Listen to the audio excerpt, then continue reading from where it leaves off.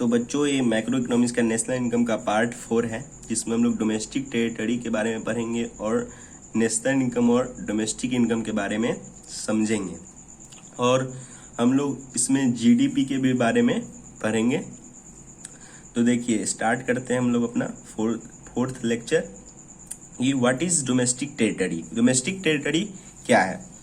तो it is the geographical territory administrated by government within which person goods and capital circulates freely. एक ऐसा geographical territory है जो कि गवर्नमेंट के द्वारा एडमिनिस्ट्रेटेड किया जाता है, जिसमें कोई भी पर्सन्स गुड्स या कैपिटल सर्कुलेट करता है बहुत ही फ्रीली तरीके से। तो देखिए, कैपिटल्स में यहाँ पे आप लोग ज़्यादा नहीं सोचिएगा, कैपिटल को बस आप लोग मनी समझिएगा इसमें, बस समझने के लिए। वैसे तो कैपिटल का बहुत मीनिंग होता है। तो देखिए, एक इंडिया है, ठीक ना, तो इसमें एक पर्सन रहता है, मान लीजिए एक गुड्स रहता है और एक मतलब कैपिटल है। तो देखिए, ये तीनों इंडिया के कहीं पार्ट में सर्कुलेट कर रहा है फ्रीली। तो ये सब जहाँ भी पूरे इंडिया के पार्ट में सर्कुलेट कर रहा है उसको क्या बोलेंगे? हमारा डोमेस्टिक टेरिटरी बोलेंगे। हमारा क्या बोलेंगे? डोमेस्टिक है, हमारा डोमेस्टिक टेरिटरी है। वैसा टेरिटरी जहाँ पे हम अपने कोई भी पर्सन या कोई भी गुड्स या कोई भी कैपिटल बहुत ही फ्रीली तरीके से सर्कुलेट करता है, उस टेरिटरी के क्या बोलेंगे? हमारा डोमेस्टिक टेरिटरी बोलेंगे। तो आइए, डोमेस्टिक टेरिटरी के बारे में तो समझ गए। अब है कि डोमेस्टिक टेरिटरी बस इतना ही नहीं होता है, इसमें कुछ और भी बातें हैं। तो देखिए, कुछ और बात क्या है कि इट इंक्लूड्स डिफेंस बेसेस। तो डिफेंस बेस क्या है वो देखते हैं। तो देखिए, ये यूएसए है, ठीक, यूएसए है, एक देश है, ठीक। तो हम लोग अभी तो यही समझे कि हमारा इंडिया के अंदर जो भी पर्सन गुड्स और कैपिटल फ्रीली सर्कुलेट कर रहा है उसको क्या बोलेंगे? डोमेस्टिक टेरिटरी बोलेंगे।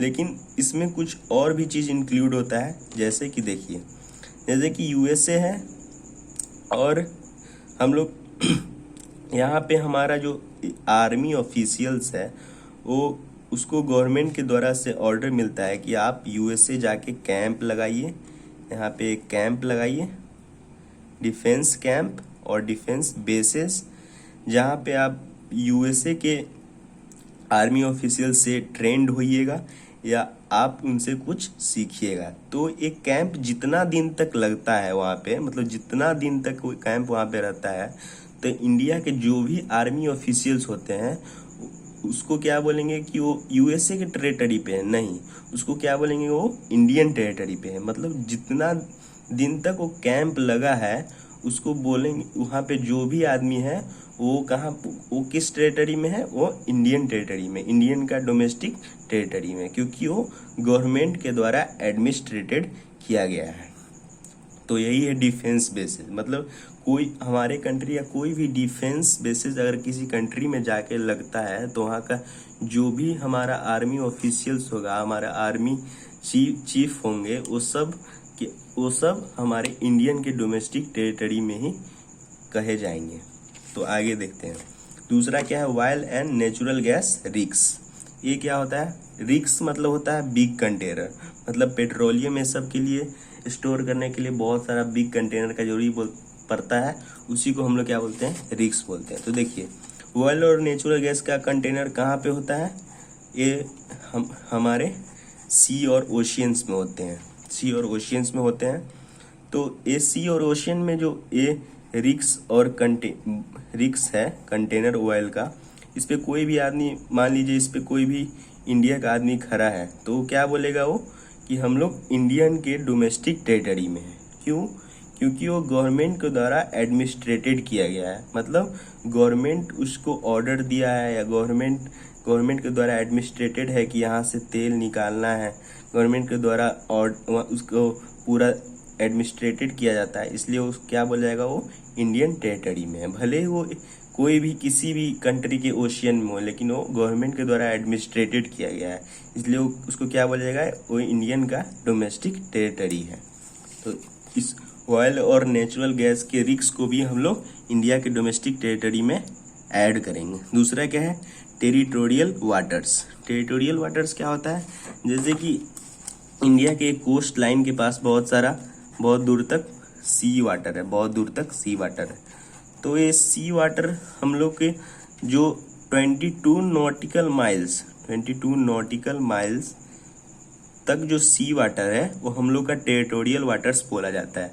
तो ये 22 नॉटिकल माइल्स के अंदर एक मान लीजिए बोट है, वो तैर रहा है, मतलब बोट चल रहा है, तो उस बोट पे जो भी आदमी होगा उसको क्या बोला जाएगा, ये बोट को भी क्या बोला जाएगा कि वो इंडियन टेरिटरी के अंदर है। तो इसको भी हम लोग क्या बोलेंगे, इंडियन टेरिटोरियल वाटर्स को भी क्या बोलेंगे, हमारा इंडियन का डोमेस्टिक टेरिटरी है। दूसरा क्या है, Indian aircrafts and vessels. Vessels बहुत बड़े बड़े शिप को बोलते हैं।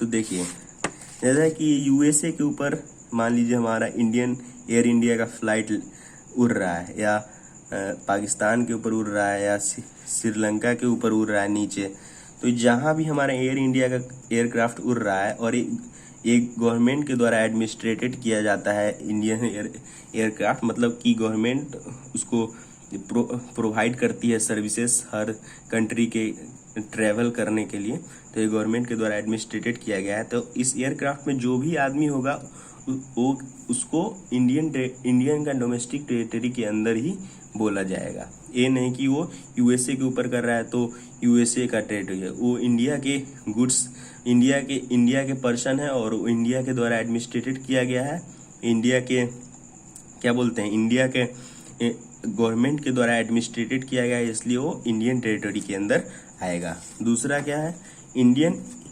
Embassies located all over the world. Embassies को कंसुलेट्स भी बोलते हैं। तो देखिए, मान लीजिए कि यूएसए में हमारा इंडियन एम्बेसी है। इंडियन एम्बेसी क्या होता है, एक ऑफिस होता है।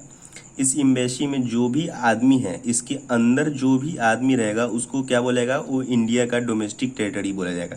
और वो जैसे ही इस ऑफिस से बाहर निकलेगा उसको यूएसए का डोमेस्टिक टेरिटरी बोलेगा, क्योंकि ये यूएसए में एम्बेसी लगाया हुआ है और यूएसए का डोमेस्टिक टेरिटरी बोला जाएगा।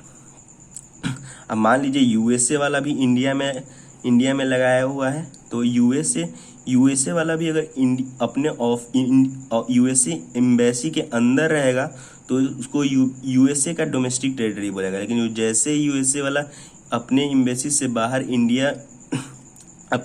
से बाहर आएगा उसको क्या बोला जाएगा, इंडिया का डोमेस्टिक टेरिटरी में वो आ जाएगा। तो जो भी इंडियन एम्बेसी हो या कोई भी कंट्री का एम्बेसी हो जो कि किसी भी वर्ल्ड में लोकेटेड है, उसको उस देश का डोमेस्टिक टेरिटरी बोला जाएगा। तो ये तो समझ गया कि डोमेस्टिक टेरिटरी होता क्या है, जो गवर्नमेंट के द्वारा एडमिनिस्ट्रेटेड किया जाता है। अब देखते हैं कि डोमेस्टिक इनकम क्या है। तो देखिए, जैसे कि एक कैंप लगाया, इसमें एक आर्मी ऑफिशियल अपना फैक्टर सर्विसेज प्रोवाइड किया, उसके बदले इसको 500 रुपया मिला। और ये बोट वाला को भी कुछ फैक्टर सर्विस प्रोवाइड करने से टेरिटोरियल वाटर के अंदर कुछ पैसा मिला। और ये एयरक्राफ्ट के अंदर भी कोई एक आदमी था जो कि किसी को कुछ सर्विसेज प्रोवाइड किया, तो उसके बदले उसको 2000 रुपया मिला। तो ये जो भी इंडियन टेरिटरी के अंदर पैसा कमाया गया है, उस सारे पैसा को हम लोग क्या बोलेंगे, डोमेस्टिक इनकम बोलेंगे। ये जो 2000 कमाया है, ये जो 500 कमाया है, ये जो 1000 कमाया है, इस सारे पैसा जो भी इंडियन टेरिटरी के अंदर कमाया गया है उसको क्या बोलेंगे, डोमेस्टिक इनकम बोलेंगे। अब देखिए कि एक मेसी है और एक विराट कोहली है। तो मेसी को भी $100 मिला और विराट कोहली को भी $100 मिला। दोनों इंडिया में पैसा कमाया। तो मेसी तो अपना $100 लेके अपने कंट्री चलाएगा, लेकिन विराट कोहली इंडिया में ही रहेगा। तो मेसी को क्या बोलेंगे कि ये हमारे देश का इनकम नहीं है। नहीं, डोमेस्टिक इनकम में हम लोग मेसी को भी इंडिया का डोमेस्टिक इनकम बोलेंगे, क्योंकि वो इंडिया के डोमेस्टिक टेरिटरी के अंदर कमाया है पैसा।